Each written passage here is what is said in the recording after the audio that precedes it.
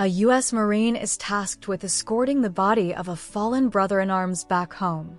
But when he boards a commercial flight, the airline refuses him the basic honor of deboarding first with the casket. What happens next? A chain of events unfolds that exposes cold corporate policies and the fiery backlash of a nation that refuses to let its heroes be disrespected.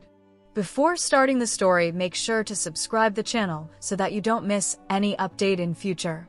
It's a story of dignity, defiance, and one man's fight to do the right thing. He stood at gate 17, his uniform crisp, his eyes fixed straight ahead. Passengers moved around him like rushing waves, oblivious. But he wasn't just another traveler.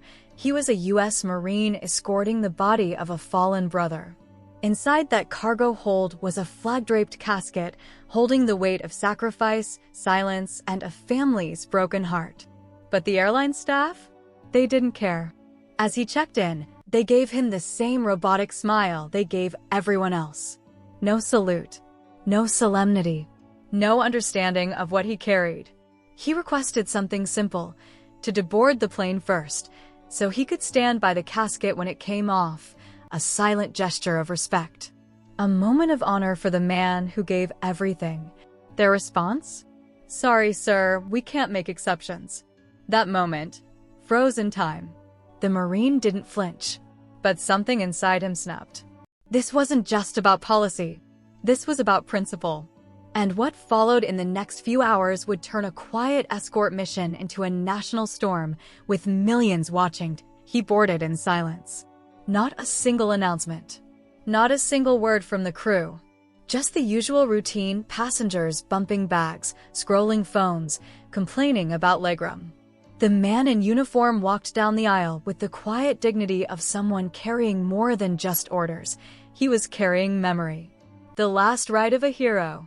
He sat near the back, his eyes fixed on the tarmac, where the cargo team was carefully but impersonally loading the casket below. He knew the protocol. He knew what was supposed to happen. But nothing about this flight felt right. The flight attendants moved past him like he didn't exist. No one asked who he was. No one asked why he looked like he hadn't blinked in hours. And yet, behind him, a child giggled over an iPad. Someone argued over an overhead bin. And somewhere in first class, champagne fizzed into a plastic flute. It was just another Tuesday flight. But for him, it was a battlefield.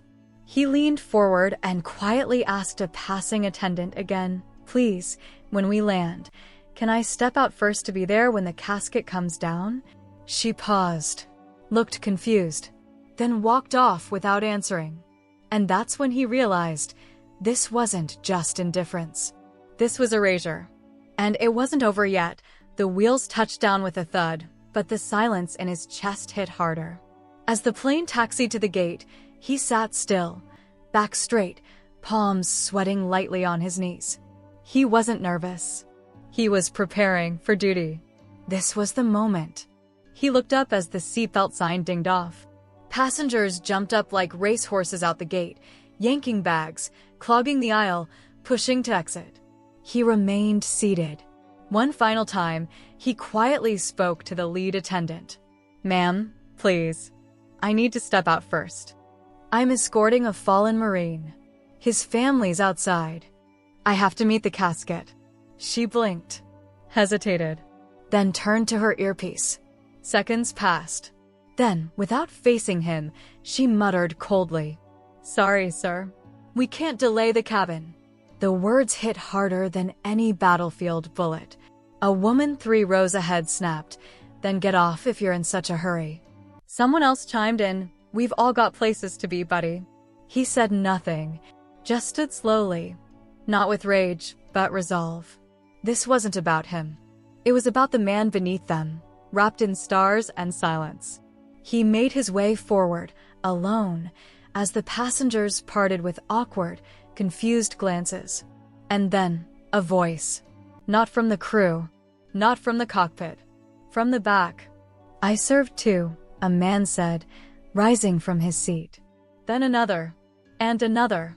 One by one, veterans on board began to stand, not for a protest, not for a fight, but for respect. And just like that, the cabin changed. But the airline? Still unmoved.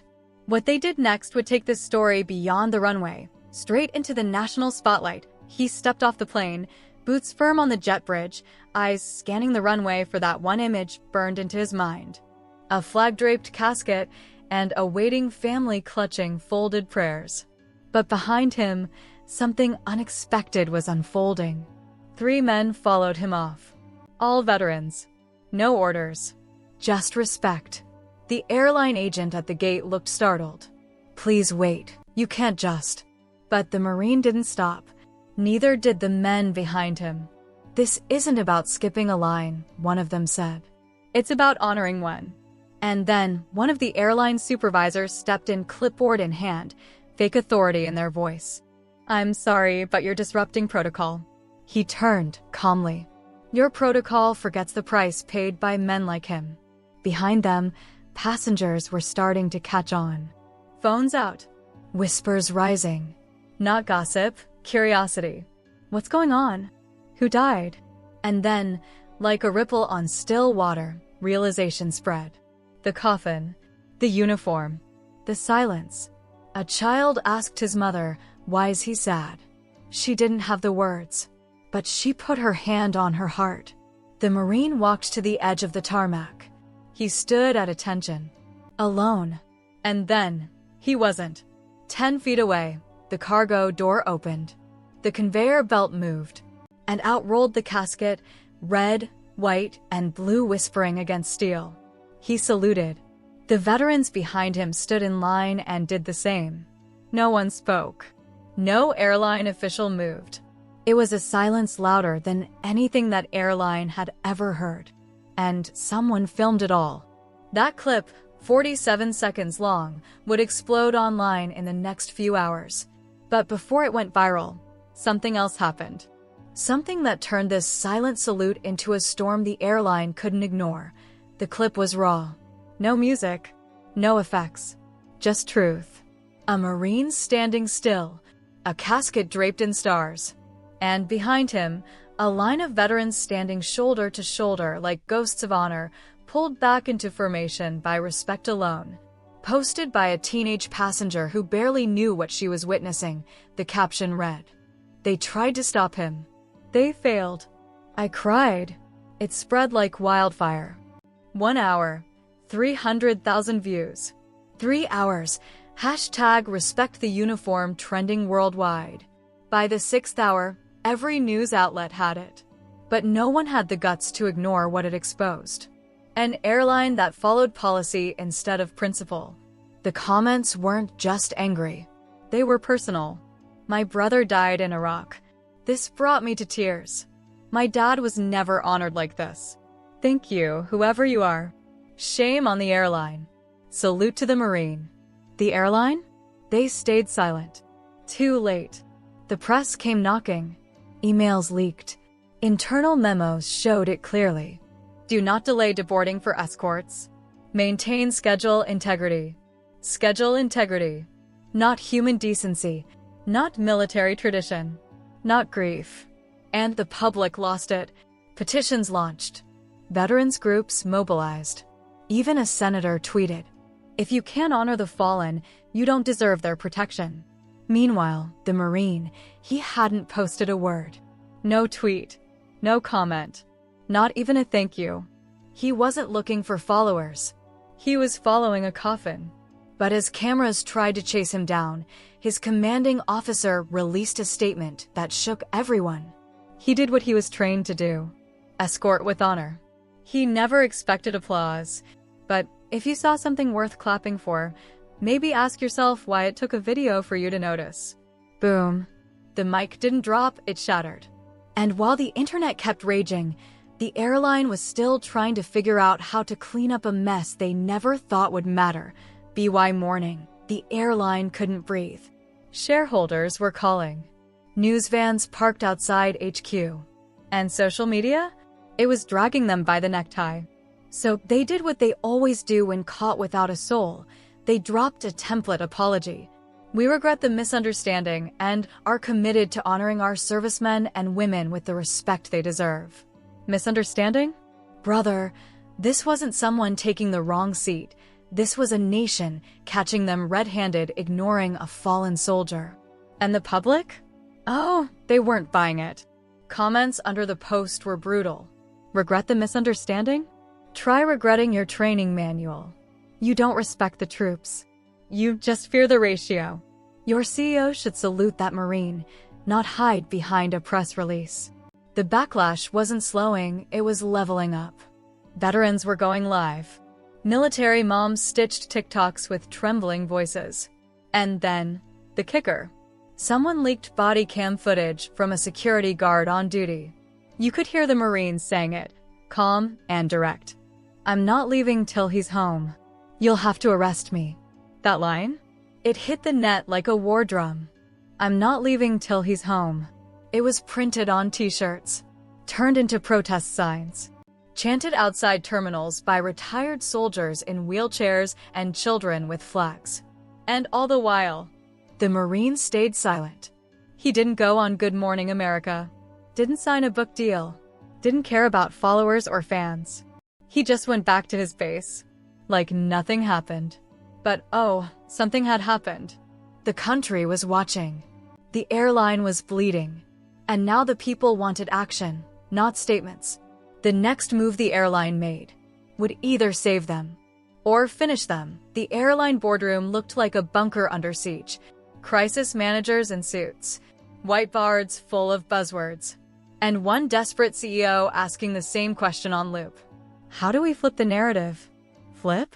Brother, this ain't a pancake. This is a funeral.